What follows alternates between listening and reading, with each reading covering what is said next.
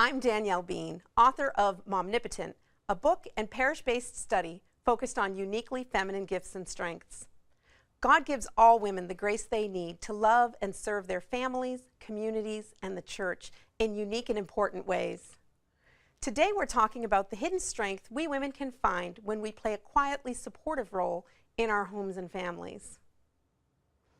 After my son Stephen's recent birthday party, my mother sent me some pictures of the day, and I noticed one in particular. Not because it was unusual, but because it was so typical. It was a smiling birthday kid with his birthday cake, presented to him by an unidentified pair of hands. I have dozens of photos like this, and the hands are always mine. I specialize in off-camera, behind-the-scenes moments like this. I used to wonder at the way some mothers seem content to give themselves completely over to the lifelong service of others, my own mother especially. When I was young and inexperienced, the seemingly endless supply of maternal generosity astonished me, and I didn't suppose I could ever forget my selfish self long enough to accomplish such a thing. But then God made me a mother.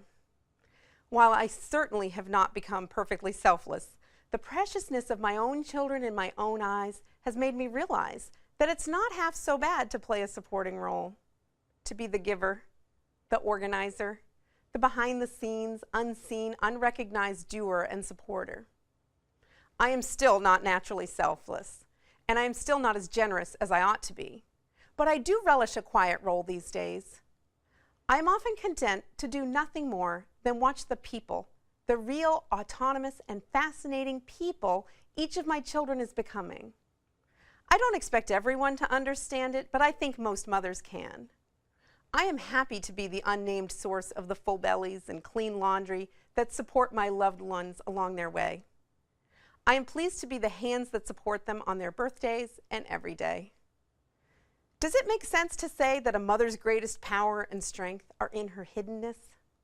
Right here in this hidden place is where God put me, and it's a privileged place to be. If you are a mom, do you struggle with the hiddenness of your motherly role?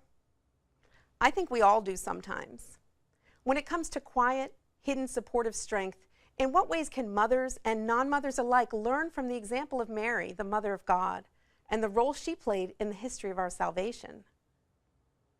To find out more about Momnipotent and how you can bring the discussion of important topics like these to the women of your parish, visit momnipotentstudy.com.